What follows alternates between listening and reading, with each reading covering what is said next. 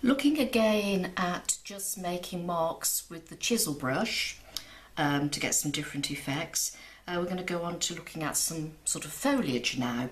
I've done here some palm leaves and also some grass.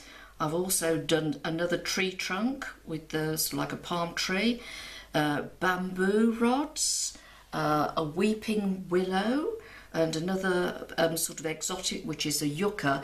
Now, you may not have a lot of these trees where you live, and I'm posting some pictures in the resources for you to have a look, just to see, to make sure you know what I'm talking about, because I may be using names that you don't know. So there are a few ideas. Let me just show you again. There, for example, is the yucca with the trunk underneath. It's very spiky stems which come out from the centre.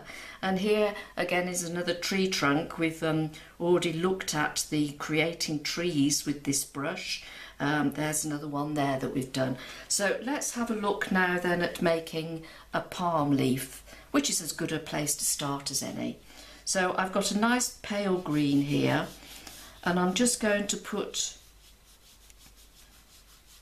a few strands like that. Let's have another one there, because we're not going for anything too exact. We want it to be quite loose. So if you start off with the pale colour, which is a sort of a yellowy colour, and then what you can do is that you can go into that with a darker green and let it run, let it play about. So we'll do that to start with. I'm just going to let that dry off a little bit. So I'm now going to go and just have a quick look at bamboo marks. If you've seen any bamboo growing, you just literally can do it like that, and you can make them shorter or longer. But you know how bamboo joins, it has this sort of little knuckle arrangement, so you could accentuate it as much as you wanted to.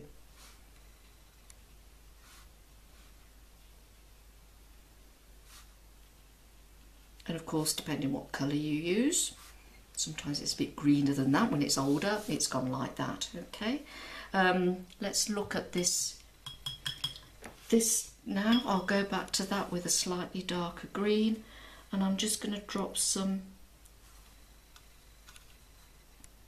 in this one.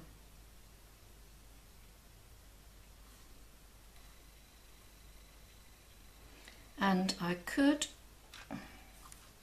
also, with a bit more stronger paint, this is sap green, it's a bit too strong for that, let's soften it off a bit.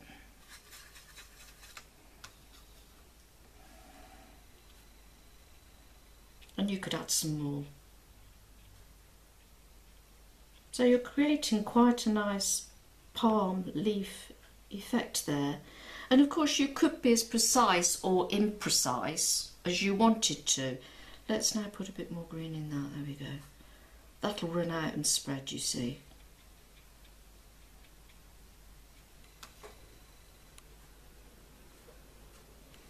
A bit more pigment, make it a bit stronger. You could play around, it's quite a bit. And if you wanted to, you could be very precise. Make the centre stem, and then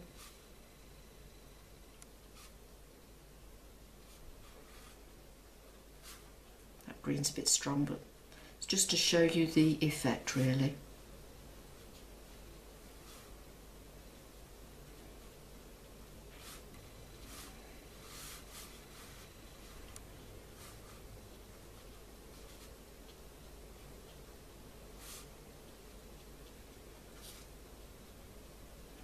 So, you know, this brush, you can do lots of interesting marks with it.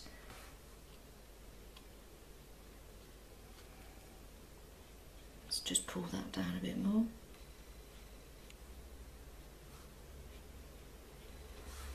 And just moving the colour about, just playing with it.